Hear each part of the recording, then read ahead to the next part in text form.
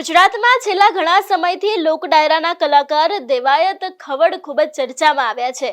આપણે જોયું હતું કે ધ્રુવરાજસિંહ ચૌહાણ છે, તેમના દ્વારા દેવાયત ખવડ અને તેની સાથે બીજા જેટલા પણ લોકો હતા એ દરેક લોકોની સામે ફરિયાદ કરવામાં આવી છે અને આ મામલે અત્યાર સુધી ઘણા બધા ખુલાસા પણ થયા છે।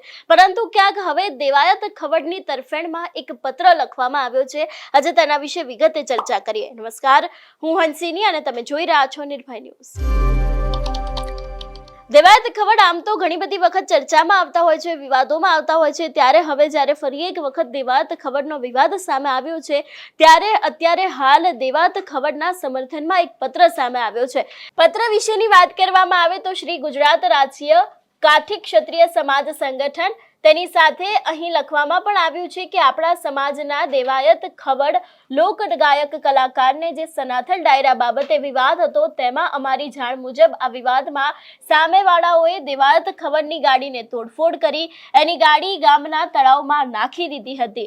ત્યારબાદ તાજેતરમાં સાસણની આજુબાજુમાં બનેલ બનાવમાં સનાથલવાળા ઉપર હુમલો થયેલ તે સનાથલવાળાઓએ આ બનાવમાં આ મુદ્દાને જોડીને તેમનો હુમલો છે તે દેવાયત ખવડ દ્વારા તેના માણસો મારફતે કરાવેલ છે તેવો આક્ષેપ કર્યો છે।